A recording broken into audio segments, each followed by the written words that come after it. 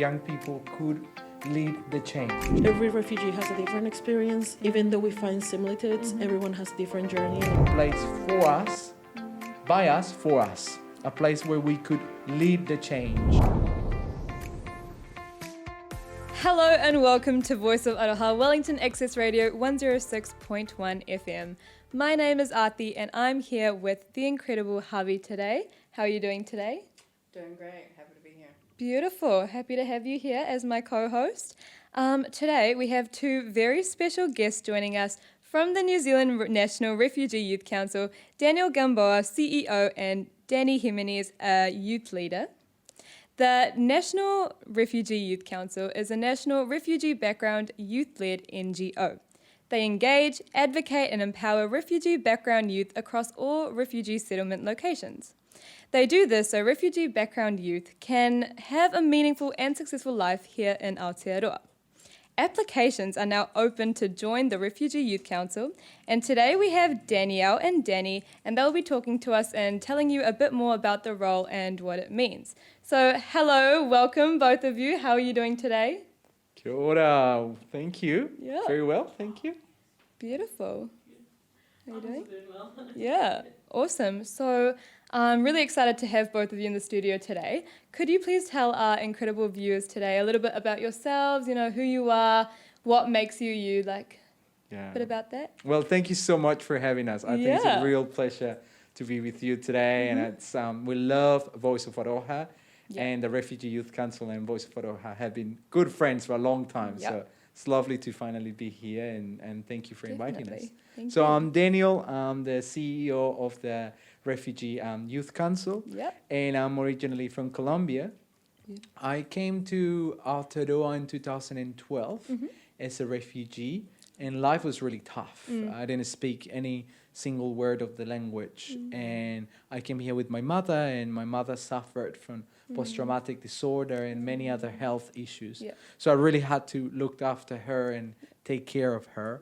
And I've been really passionate about supporting her, and that led me to support my community, and then that led me to support my young people and overall refugee community, and that's how I ended up involved in the sector, working with refugee community.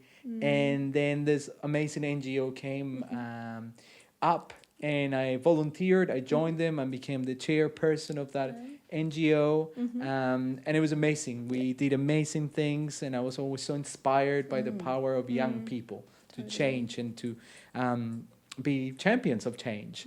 And so I left the organization, went to university, went to study a little bit more, and then went to work. I worked for government. And then recently I'm back at the organization and on the other side of the table now as the leader of this organization. So I'm really excited to be here today to tell you more about the applications and also what we do. Yeah, That's amazing. thanks, Daniel. As Daniel said, thank you so much for inviting us. That's super lovely. And I joined last year, so it's also really lovely seeing how little I've known you guys, but it always feels so welcoming. Feels like a second home, so it's lovely. We're happy to have you. Yeah. So as you guys said, my name is Danny. I'm also from Colombia. Moved to Aotearoa, New Zealand 7 years ago. Just as Daniel and as many other refugees, I came with no English, didn't know anything of the language, had to learn at school, and because I'm the oldest child in my family, that means that everything kind of falls on you to become interpreter, doctor, lawyer. You have to do it all, and you have to know it all, and you manage. We did it. It's fine. And then I went to school. First year of when I was here in New Zealand, there was this cool opportunity with Red Cross to go and meet, just go and see Victoria University and kind of how kind of thing works and how to get into uni and stuff like that. I was 14. I didn't have to worry about that, but overachiever. So that year I met Daniel when he was working as a volunteer at the time. And then years later, last year, my mom kind of happens to go around and sees that Daniel is asking for volunteers and leaders. And I was like, let me get into that. And that's how I started doing these. And I've been loving it since. That's so, awesome. Yeah, now you're here. And I'm here. Beautiful. I'm going to pass over to Javi now to ask first question? Yeah, so Daniel, we're just wanting to know about the story of the Youth Council. Yeah, and we'd love to hear more about that. Yeah, so I think the Refugee Youth Council has been out there since 2015, and we came out of the idea that young people could lead the change.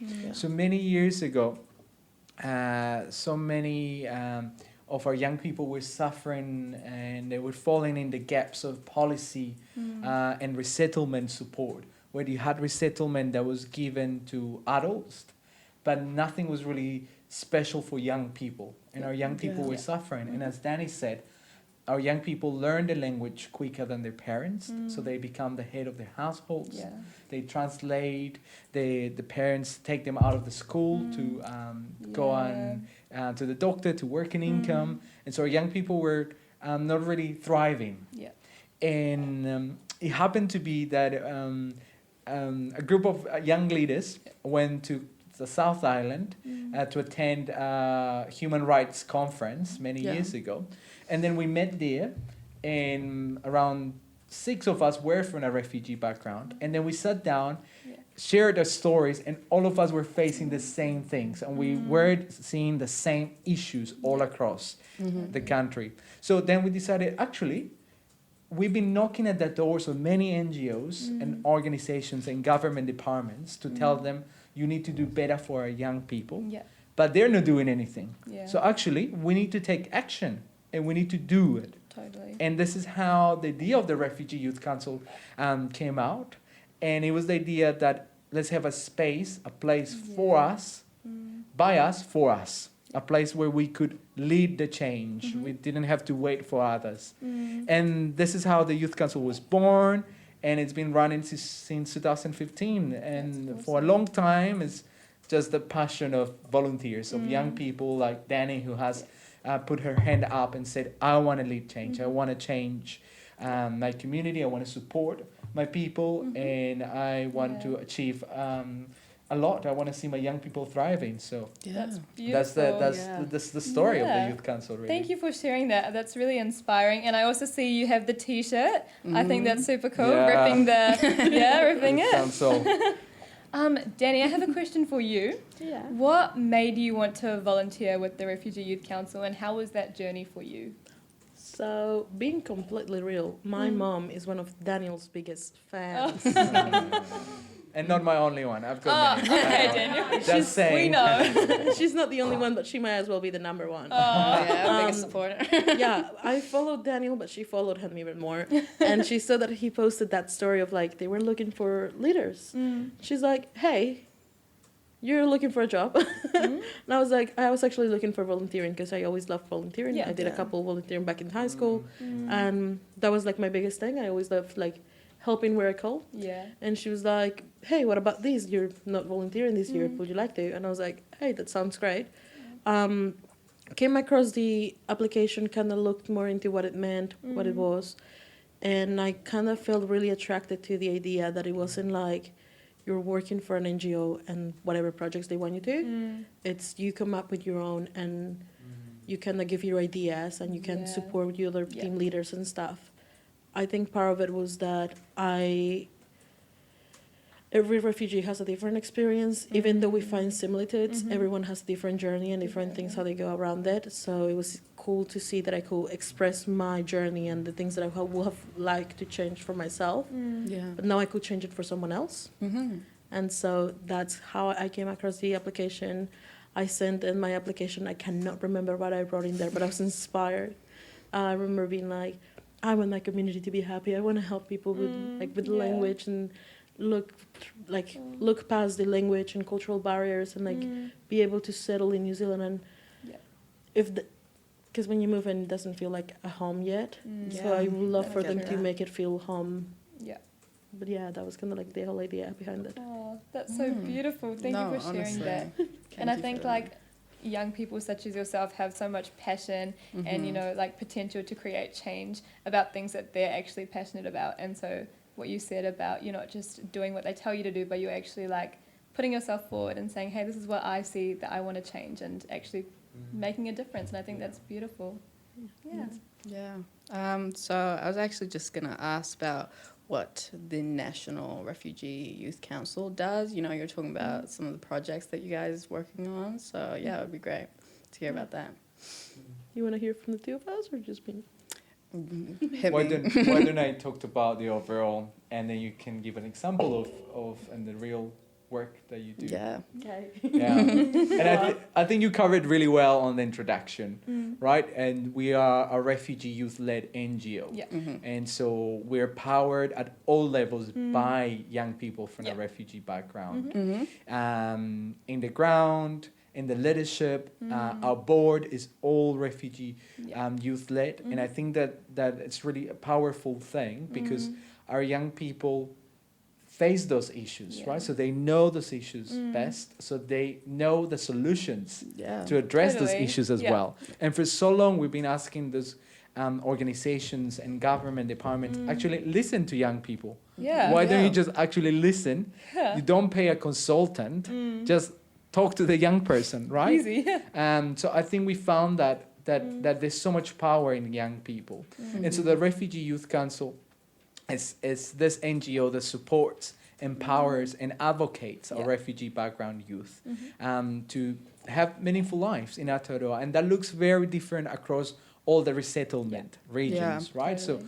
So, and Danny will talk more about her work in Levin, but for example in Levin, we need to be more of a service provider because our young people, there's nothing for them to do there. Yeah. In Auckland, there's quite a few activities, so we need to be more of a advocacy role there. So it really varies, and we're led by our young people. So what we do is that every year we go out and we recruit young leaders, passionate young people who want to have change in their community. And then we support them and give them the tools to actually develop projects based on the needs of their communities. So this is why projects look very different all across the country because it's very refugee-led. And I think this is really special. We don't go to young people and tell them, hey, you need to do this project. You need to do a driving license project.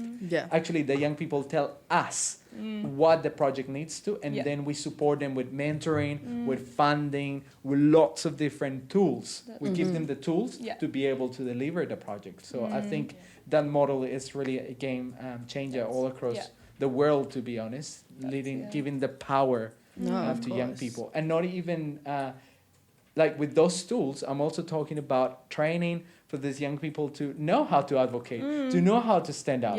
Because yes, they can be invited to a table, but when you're surrounded by people who have been going to that table every single day of their lives, our young people also need the training to be able to stand up and say, actually, enough is enough. So we also provide the training and get them all ready to be able to face that real world out there. No, that's so important to have young people equipped with those skills, honestly. It is. As Daniel was saying, it's really cool because I applied and I was like, okay, so what now? Do I just make up a project and go?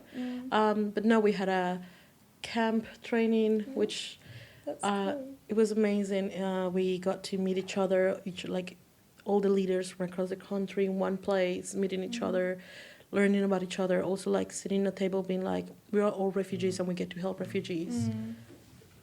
What do we have in us to give? What is the passion? What makes you passionate? Many of us were like, school was a trouble. School was hell and back, and you kind of have to jump back up and traveling. But that's another story. But also like learning how many of us found out about like the oldest child always being like, you have to be again lawyer, doctor. You gotta be out of school. You gotta be treated therapy. You gotta sign papers. Your parents don't know. You forge signatures.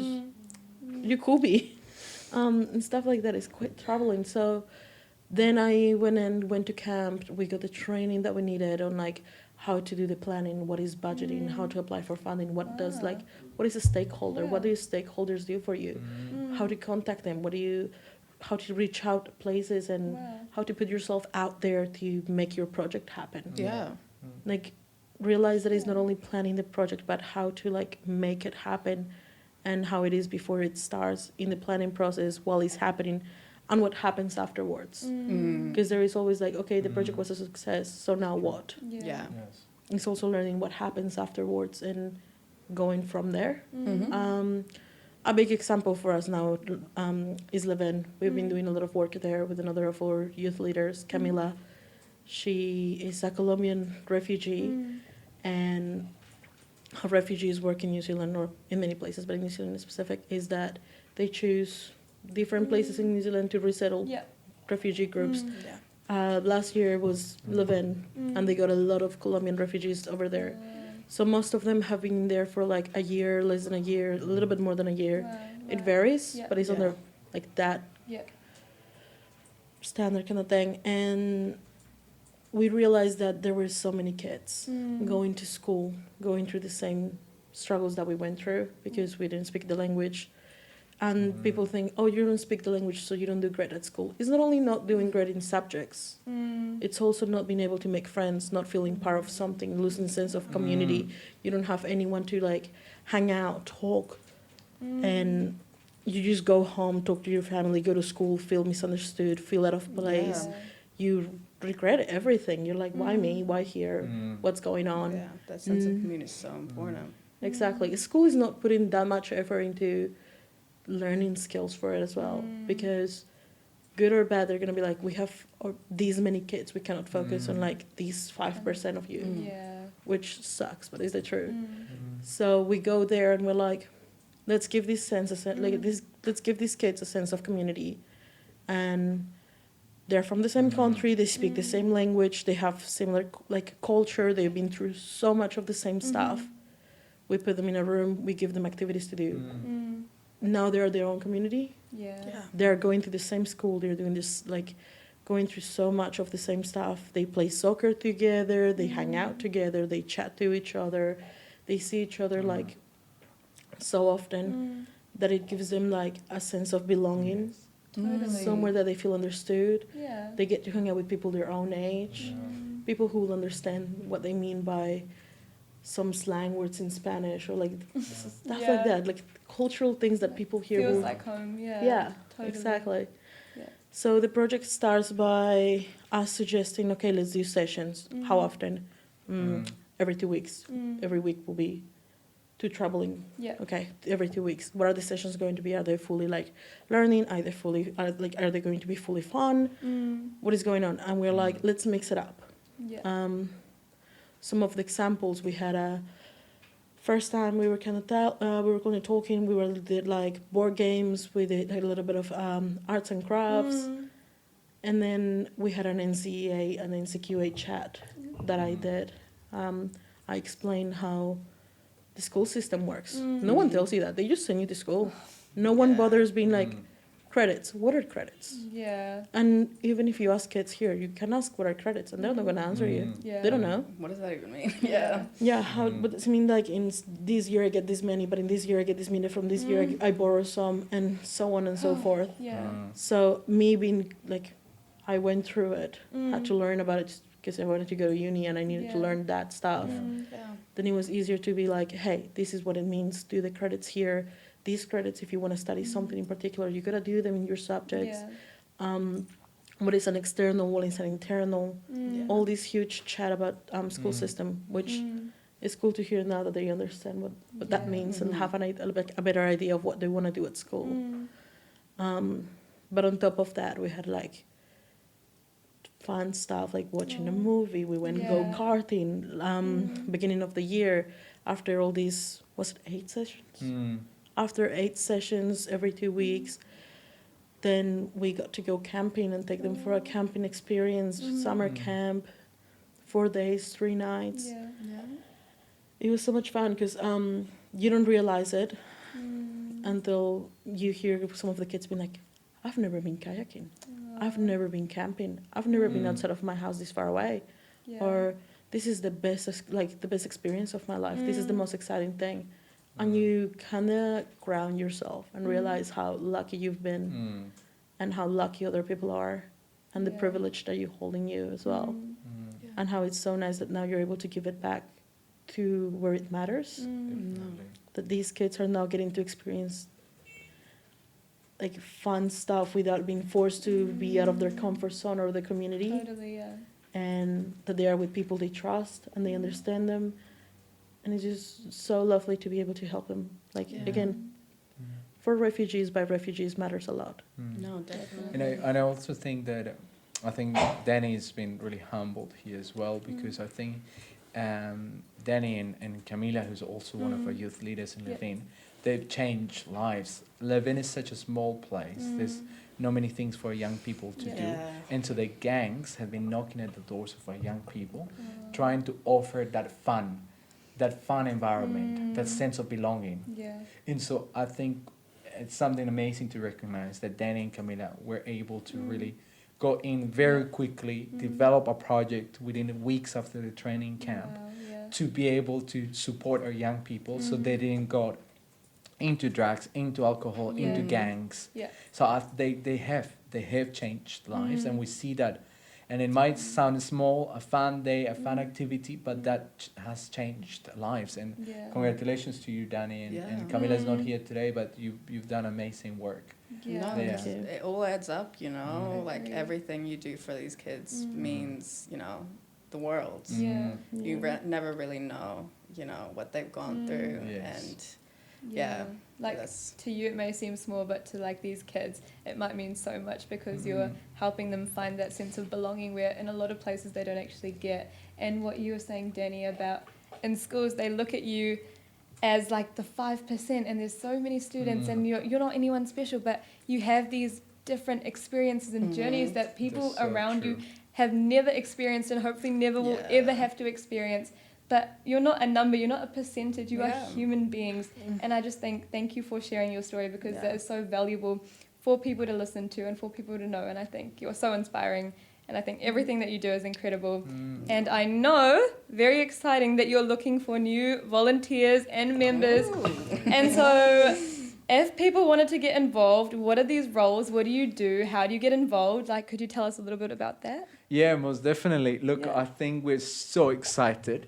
Yeah. And this year we have 2 roles. Okay. It's the first time we have 2 roles. So we have our main role, which is a refugee youth leader. Yeah. So like Danny, someone from a refugee background, someone who's got experience supporting their community, and someone who wants to take their leadership to the next level. Totally. So this is the person who will apply, we will support, we will empower them, we will give them those tools, and then they will go back to their communities. They will be good listeners, good communicators, talk to their young people, talk to the parents, talk to the overall refugee community, and find out those issues, and then they themselves develop with their team and develop those projects. So this is a really hands-on role, so we're super excited. So if you're watching us and thinking, I want to be like Danny, I want to make do some change in my community, I want to do some good work, apply for it, because some people get shy with the word leadership and being a leader and what that means, and I know that means in different ways in our cultures. So don't get too bothered by that word leadership, because we're here to support you and train you and give you that that experience. So if you have the drive, if you have the passion, if you want to support your community, let us know. We want to hear from you. We want to support you. And then we also have a very cool new role, which is a volunteer. In this role, doesn't need any specific background, so it doesn't need to be a refugee background. So it's someone who's enthusiastic, who wants to collaborate, who wants to help us out. And to be honest, to achieve all the work that we are doing and the needs of our community, we need all hands on board. So this is why we thought, look, this time we need to open out to everyone who wants to help us, because we saw lots of interest of people who just came to meetings and say, hey, how can I join? How can I help? Can I drive someone? Can I do this? Can I do that? And we thought, oh, why not? Open it for everyone who wants to join us. And we're really looking for anyone really. Volunteers, there's no age limit. They can just join us, and we're also going to offer them training, support, and they will be working with our youth leaders, supporting them develop those projects. I signed up to be a volunteer, so you should go sign up as well. Exactly. And so what does a volunteer do? Like, could you tell us a little bit more about that? Like, specific? I can tell you a little bit of like what it is, like the difference between being a leader and a volunteer. I've seen it. Yeah. As I've done both for. That would be rough. Yeah. Yeah. Well, you're a leader, again, as Daniel said, don't get too caught up on the word. Yes, I think leadership is just empowering you to use that voice inside of you and use that passion and drive to actually get it out and know that you can be the change. Yeah. Be the change you want to see. And so that's kind of that. You get your ideas out, you create a project, things happen, and then you're pulled. Yeah. Most of the time. Yeah. And then the volunteering is more giving a hand where you can, but like in Colombia we say putting on the t-shirt. Yeah. Which is like you put on the t-shirt, you go out there, you help what you can. Yeah. Driving, getting food from places, helping like set up kites, setting up places. There's so much stuff to be doing all the time that leaders sometimes we have to do it all. We have to be on top of the project and like supervising everything on top of that. We have to be the volunteers that helping and setting up. Yeah. And also we have to be doing something for roles that we had a little bit more hands. Yeah, things will be a lot more smooth. Yeah, and we will feel way more supported. So if you want to be like, if you're out there and you want to either lead a project and you have the drive and power, as Daniel said, to be amazing and help your communities, then that will be absolutely amazing. Yeah. But also if you feel like I want to be involved, but I just want to help where I can instead of like leading it necessarily, or hey, I'm not refugee background, but I would love to be involved with these guys and help give them a hand. Yeah. Then I'd like to be a volunteer. We'd love to hear from you, and I'm sure we will appreciate all the help we can get. Most definitely. Or even if you are thinking, I want to get involved, but I don't know the commitment, start as a volunteer and learn about the organization, learn how everything works, and then you can move to a youth leader role. Totally. Yeah. And so, how can people join you? What's the application like? Yes, so applications close on the 13th of March, 5 p.m. everyone. So you can find us online. We're on Instagram, we're on Facebook. So everywhere you find us, you will find the link to apply. It's a Google form, really quick, really easy form. Just, we want to hear about you. What's motivating you to apply? And you apply, you did an email confirmation. Then we are going to probably hold some interviews. And then from there, we'll let you know the outcome. But we want everyone to apply. And if you especially watching us from the South Island as well, we're really keen. We have lots of people apply for Auckland, from Hamilton, from Wellington, and we're keen to have you from South Island. So excited. And that brings me to my final question, which I'm going to give to Danny. As an incredible young leader like yourself, what is one piece of advice or like a message you would give to other young people who are thinking about getting involved but not too sure or maybe too scared? What would you say to them? If you're too scared, if you don't like your commitment, again, I'm also a student. I also work full-time on the side. I get it. Commitments get on the way. Start as a volunteer, give us a hand. Also see how things go, and then maybe you get inspired to be a leader, and then you can apply for next applications. I'm so sorry, not from TC. And